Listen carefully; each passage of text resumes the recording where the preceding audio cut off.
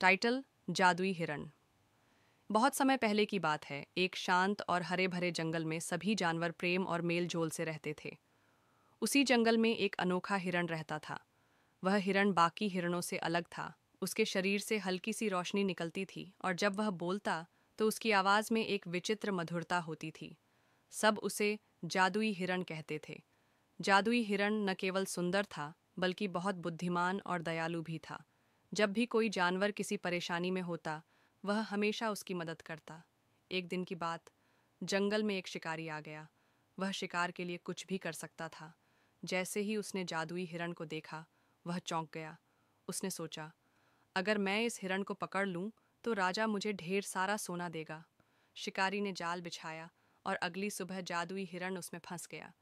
मगर हिरण ने घबराने के बजाय मुस्कुराकर कहा, हे मानव, मैं जानता हूं कि तूने मुझे क्यों पकड़ा है, लेकिन यदि तू मेरी एक बात मानेगा तो तुझे कहीं ज्यादा मिलेगा। शिकारी हैरान होकर बोला, कौन सी बात? हिरण बोला, मुझे आजाद कर दे और मैं तुझे एक ऐसा रहस्य बताऊंगा जिससे तुझे हर दिन सोना मिलेगा।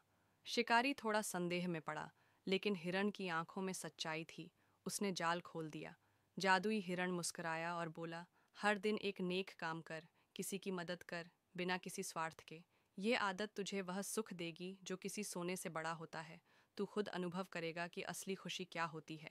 शिकारी पहले तो हंसा, लेकिन कुछ समझकर जंगल से चला गया। धीरे धीरे उसने दूसरों की मदद करना शुरू किया। समय बीता, लोग उसका आदर करने लगे, उसे काम मिलने लगा और उसकी जिंदगी बदल गई। एक दिन वही शिकारी जंगल में वापस आया और दूर से देखा, जादुई हिरण एक ऊंचे पत्थर पर खड़ा मुस्कुरा रहा था। हिरण ने सिर हिलाया, जैसे वह जानता हो कि शिकारी ने उसकी बात मान ली है। शिक्षा: सच्चा जादू किसी चमत्कार में नहीं, बल्कि अच्छे कर्मों और दूसरों की मदद करने में छुपा होता है।